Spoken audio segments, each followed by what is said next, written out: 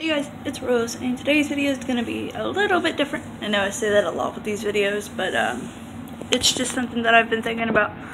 Now, as you know, the singer Kesha and the singer Taylor Swift have recently both been in trials or stuff like that with sexual assault. Now, as a person who also has been sexually assaulted, it pisses me off because they're pitting these two against each other. It's like, well, look at what Kesha did versus look at what Taylor Swift did. The thing with this, though, that you have to look at, these are two completely different cases. They were both sexually assaulted, yes, but they both have completely different lifestyles. Taylor has always been quoted as the victim because of her songs and stuff like that.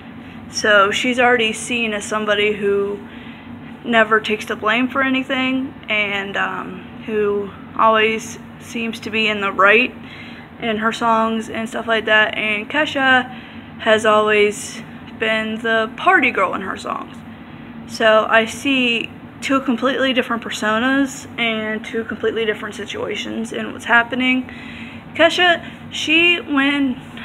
when she finally got away from her producer, I think it was her producer is the one that sexually assaulted her, she started writing more uplifting songs. And that's because that's what she originally wanted to write. She wasn't this party girl persona that they made her out to be.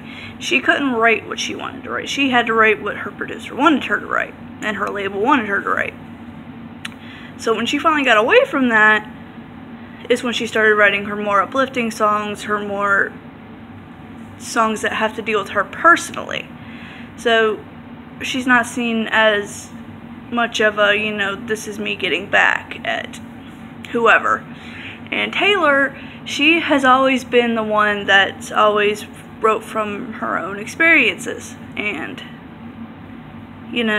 because of this, she's seen as the girl who always wants to play the victim, the one who's always in the right in these situations and stuff. And it irks me that people have to say this shit over this. It's just like, both of them had extremely horrible things happen to them, and instead of being there for them in whatever way you can, or listening to what they're saying, you have to look at their personalities and say this person's in the wrong and this person's in the right. It's stupid. I mean, just let them write what they want to write. If you don't like it, don't listen to it. And these people have gone through shit that nobody should have to go through, and you guys trying to fuck with them and try to demean them in these ways, it's just really ignorant. I mean, come on, people. Now, I'm not saying this towards any group of people, because not everybody feels this way, and I know not everybody feels this way, especially people that are like fans or at least generally like the music that they produce. But it's just, I don't know. It makes me angry, because I guess I kind of know what they went through. I mean, when it comes to sexual assault, you always believe that you're the person that did something wrong and that nobody will believe you. And the people that are demeaning and just being really upsetting and just really mean to these people are just the ones that show, well, not show because it's not true, but the reason people think this way. And I don't see why people have to do this. Like I said, they both went through some really horrible stuff, and they get through it in their own way. Taylor has always been somebody who puts her heart into her music and her feelings into her music. So she's always, actually been in these situations, and she wants to show that she's exactly like every other person who's been through shit. And people just need to stop using this as some kind of like argument against who these people are and why they are the way they are and stuff like that. It's just, you know, can't you just be like, you know, no matter what kind of person they are, they don't deserve this. Nobody deserves this. And the fact is that they've both been through something horrible, and this is the way that they work through this stuff. And if you don't like them, then you don't like them. This shouldn't be a reason to add to your list of reasons you don't like somebody. Or this is why they shouldn't act this way, because if they didn't act this way, this thing wouldn't have happened to them. You know, stuff happens to people no matter how they are.